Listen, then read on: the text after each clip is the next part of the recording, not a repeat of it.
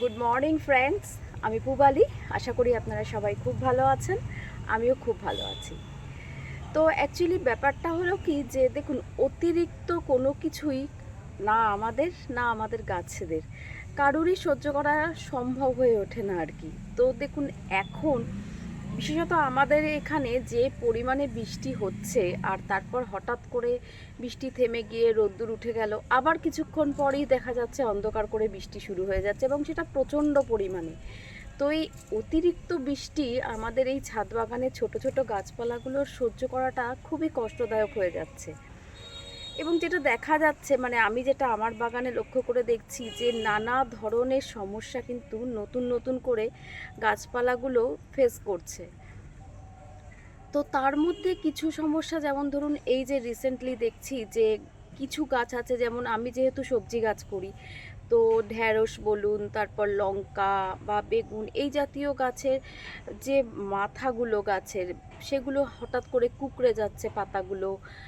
অনেক সময় পাতা হলুদ হয়ে ঝরে যাচ্ছে গাছগুলো। তারপর ধরুন জবা গাছের অনেক রকমের প্রবলেম দেখা দিচ্ছে। এত করে কেয়ার করার পরেও কুঁড়ি হয়তো ফুটবে সেই অবস্থায় ঝরে যাচ্ছে, বা মাথাগুলো হঠাৎ করে পাতাগুলো একদম কুঁকড়ে বিচ্ছিরি হয়ে গেছে, গাছগুলো বার নেই, গাছের কোনো গ্রোথ হচ্ছে না। লেবু গাছে হচ্ছে এই ধরনের প্রচণ্ড প্রবলেম। লেবু ছোট ছোট যে ধরে আছে, সেট হয়ে গেছে, সেরকম লেবু পর্যন্ত ঝরে যাচ্ছে। তো চলুন, কি কারণে এই ধরনের সমস্যাগুলো আমাদের বাগানের গাছগুলো ফেস করছে সেগুলো নিয়ে একটু আলোচনা করা যাক। আর যতটা সম্ভব তাদের প্রোটেকশন তো আমাদের দিতেই হবে, হাল ছাড়লে তো হবে না, তাই না? তো চলুন দেখা যাক যে আমি আমার বাগানে কি কি ধরনের প্রোটেকশন নিচ্ছি, আর সেগুলো আপনাদের সাথে শেয়ারও করে দিই। চলুন, আর দেরি না করে সেগুলোই করা যাক। চলুন, প্রথমেই যে কারণগুলো বলবো, মানে যে কারণে এই প্রবলেমগুলো অ্যারাইজ করছে, যে যেমন ধরুন এই যে ঢ্যাঁড়স গাছ, এই ঢ্যাঁড়স গাছের এই যে মাথার দিকের যে পাতাগুলো আস্তে আস্তে কুঁকড়ে যাচ্ছে, এবং আস্তে আস্তে এই যে ফুলগুলো আসছে, এই ফুলগুলো কিন্তু ঝরে পড়ে যাচ্ছে, ফল সেট হচ্ছে না। জেনারেলি কি হয়, ঢ্যাঁড়স তো একটা ফুলে একটা ফল হবে, এটাই সবাই আমরা জানি, কিন্তু এখন সেই প্রবলেমগুলো অ্যারাইজ করছে।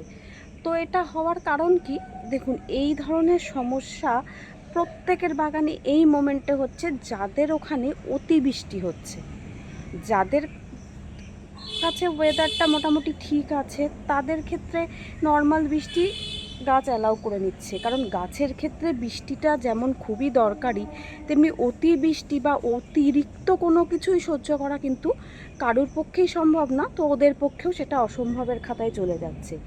তো এই প্রাকৃতিক বিপর্যয়ের হাত থেকে তো গাছকে আমাদের রক্ষা করা সম্ভব নয়। এই যে দেখুন, আমার এই যে লঙ্কা গাছের কিছু কিছু জায়গায় কিন্তু পাতাগুলো কুঁকড়ে যেতে শুরু করেছে। তো এগুলোর কারণ হচ্ছে এই অতিবৃষ্টি।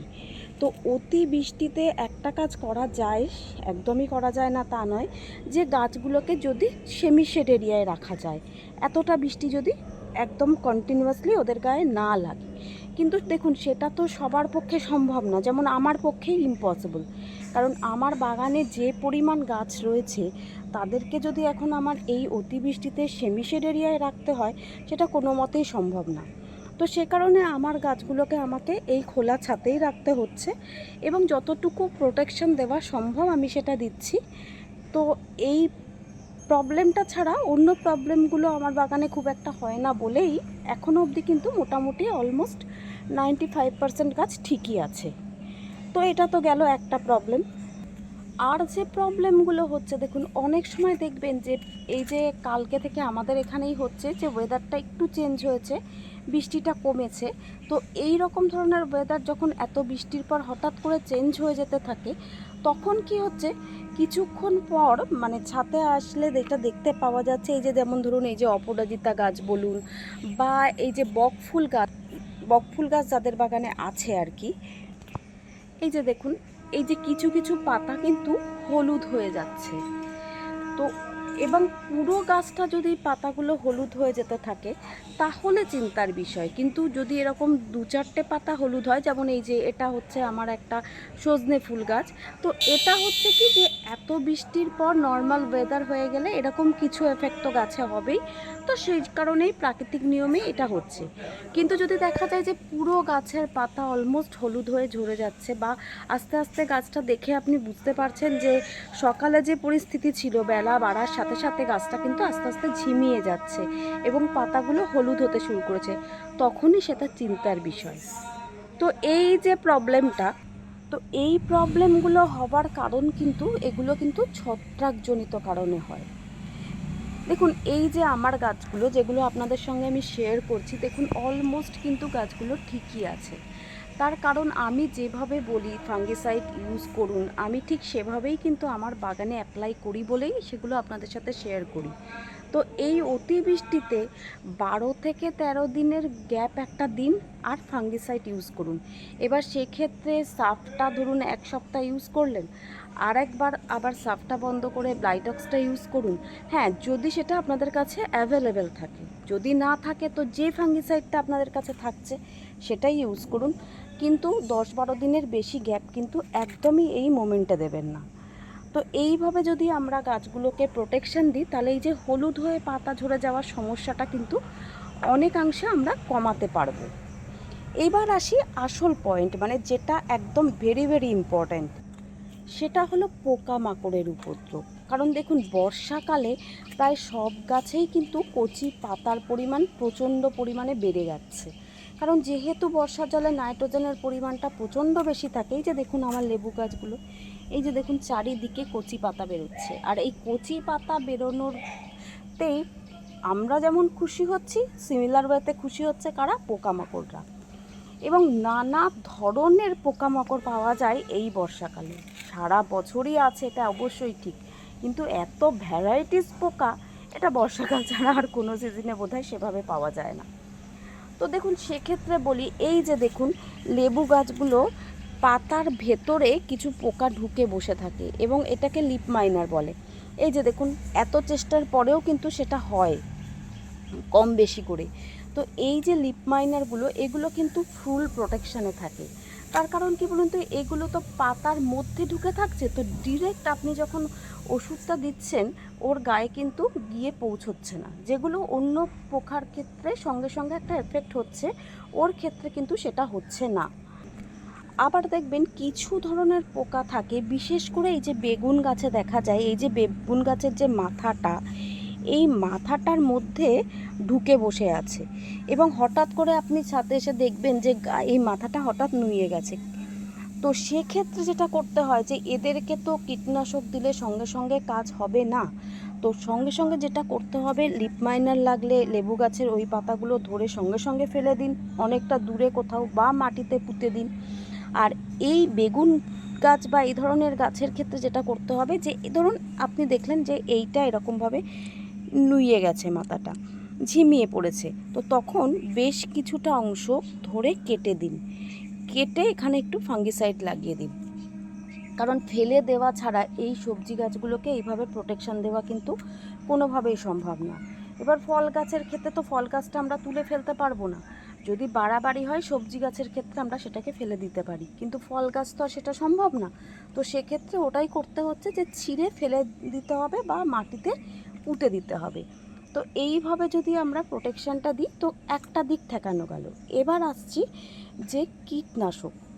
দেখুন, কীটনাশক ইউজ করব আজকে একটা খুবই কম খরচে কীটনাশক কীভাবে রেডি করে এই পরিস্থিতিতে বাগানের সাথে যুদ্ধ করা সম্ভব, মানে বাগানের পোকাদের সাথে আর কি, তো সেটাই আপনাদের সাথে শেয়ার করতে চলেছি। কিন্তু তার আগে বলে দিই যে এই যে লিপ মাইনার বলুন, বা এই যে একটু আগে যে বললাম বেগুন গাছে যেভাবে পোকাগুলো ঢুকে যাচ্ছে, এগুলোর তো দেখুন প্রোটেকশানটা খুব বেশি পরিমাণে হচ্ছে, কারণ এগুলো গাছগুলোর ভেতরে চলে যাচ্ছে, জাস্ট ভেতরে ঢুকে ওরা থাকছে। তো আপনি যখন ওই ওষুধটা স্প্রে করবেন, যেহেতু ঘরোয়া উপাদান বা খুব নর্মাল আমাদের কিছু হাতের কাছে থাকা উপাদান দিয়ে আমরা এটা রেডি করছি, তো রাসায়নিক কীটনাশক দিলে যে এফেক্টটা হয়ে যায় সেটা তো এইখানে সেভাবে হবে না। তো এক্ষেত্রে আমাদের যেটা করতে হবে, এটা কিন্তু কমাতে গেলে মোটামুটি একদিন অন্তর একদিন 4-5 বার মিনিমাম ইউজ করতে হবে। এটা যদি আমরা করতে পারি তাহলে এই ধরনের পোকার হাত থেকেও কিন্তু আমরা গাছগুলোকে প্রোটেকশন দিতে পারবো। তার প্রমাণস্বরূপ কিন্তু আমি বারবারই আমার গাছগুলোকে শেয়ার করছি আপনাদের সাথে। দেখুন, এরা কিন্তু যথেষ্ট ভালো আছে এবং হেলদি আছে। হ্যাঁ, প্রবলেম কি আমার কাছেও হয় না? অবশ্যই হচ্ছে। হলে পরে আমি যখনই দেখি এরকম মাথা হেলে যাচ্ছে, গাছটা ঝিমিয়ে যাচ্ছে, সঙ্গে সঙ্গে সেটা কেটে ফেলে দিচ্ছি এবং ফাঙ্গিসাইড দিয়ে দিচ্ছি। এইভাবেই আমিও প্রোটেকশান দিচ্ছি, কিন্তু খুব একটা বেশি কিন্তু আমাকে এই পরিস্থিতিতেও প্রবলেমের সম্মুখীন হতে হচ্ছে না। তো চলুন কী উপাদানের সাহায্যে ওই কীটনাশকটা আমরা রেডি করতে পারি সেটাই আপনাদের সাথে এবার শেয়ার করা যাক। এই হচ্ছে সেই 3টে ঘরোয়া উপাদান। ঘরোয়া বলবো না, তবে খুবই কম খরচের পাওয়া যাবে হাতের কাছে এরকম 3টে উপাদান। সেটা হচ্ছে, এইগুলো দেখে বুঝতে পারছেন যে ন্যাপথলিনের বল। মোটামুটি 1 লিটার জলে রেডি করার মতো জিনিস আমি আপনাদের সাথে শেয়ার করছি। এই 3টে ন্যাপথলিনের বল নিয়ে নেবেন। 10 ml মতো নিম অয়েল নিয়ে নেবেন। এখানে নিম অয়েলটা আমি আমার যে রেডি করা, মানে নিজে হাতে আমি যেটা তৈরি করে রাখি সেটাই ইউজ করছি। আপনারা চাইলে সেটা করতে পারেন, অথবা দোকানে তো কিনতে পাওয়াই যায়, তো চাইলে সেটা নিয়ে সেটা ইউজ করুন। তো এই নিম অয়েলটা ইউজ করবেন। আর এইটা হচ্ছে একটা শ্যাম্পুর পাতা। এই শ্যাম্পুর পাতাটার এখান থেকে একটা বড় চামচ মতো শ্যাম্পু নেবেন। খুব বেশি দরকার নেই, মানে বড় বলতে টিস্পুন নিলেই যথেষ্ট, টেবিল স্পুন দরকার নেই। তো একটা টিস্পুন শ্যাম্পুর নিয়ে নেবেন ওই 1 লিটার জলটার সাথে দিয়ে। এগুলো একসাথে এই ন্যাপথলিনটাকে একটু আগে থেকে ভালো করে গুঁড়ো করে নেবেন। গুঁড়ো করে নিয়ে এগুলো 3টেকে একসাথে 1 লিটার জলে মিশিয়ে হাফ অ্যান আওয়ার, মানে আধ ঘন্টা মতো রেখে দিন। রেখে দেওয়ার পর এটাকে ভালো করে ছেঁকে নেবেন। ছেঁকে নিলে কি হবে, যে ন্যাপথলিনের গুঁড়োগুলো তো সবটা জলের সাথে মিশে যাবে না, তো সেই যেটা শক্ত রয়েছে সেগুলো একদম তলায় পড়ে গেল। ছাঁকনি দিয়ে ভালো করে ছেঁকে নিয়ে স্প্রেয়ার বোতলে ভালো করে ভরে নিয়ে পড়ন্ত বিকেলে সমস্ত গাছে স্প্রে করুন। এবং আবারও বলছি, এটা কিন্তু একদিন অন্তর একদিন মিনিমাম 4 থেকে 5 বার আপনাদের ইউজ করতে হবে বাগানে। এই মোমেন্টে গাছগুলোকে যদি প্রোটেকশন দিতে চান, এই রকম ছোটোখাটো উপাদান যেগুলো হাতের কাছে আছে এবং খুবই কম খরচে হবে, যদি সেটা করতে চান বা রাসায়নিক জিনিস অ্যাভয়েড করতে চান, তাহলে এটা কিন্তু করতে হবে। তো যাই হোক, এই ছিল আজকের আমার ভিডিওর বিষয়বস্তু। আশা করি আপনাদের ভালো লেগেছে। তো যদি ভালো লেগে থাকে তাহলে অবশ্যই চ্যানেলটাকে একটু লাইক আর শেয়ার করে দেবেন, আর অনেক অনেক ভালোবাসা দিয়ে আমার পাশে থাকবেন। আর যারা আমার নতুন বন্ধু আছো বা আছেন, তাদেরও যদি আমার ভিডিওটা ভালো লেগে থাকে, যদি ইনফরমেটিভ মনে হয়, তাহলে প্লিজ চ্যানেলটা সাবস্ক্রাইব করে বেল আইকনটা প্রেস করে দিও। খুব তাড়াতাড়ি আবার একটা নতুন ভিডিওর সাথে দেখা হচ্ছে। আজকের মতো তাহলে বিদায়। টাটা।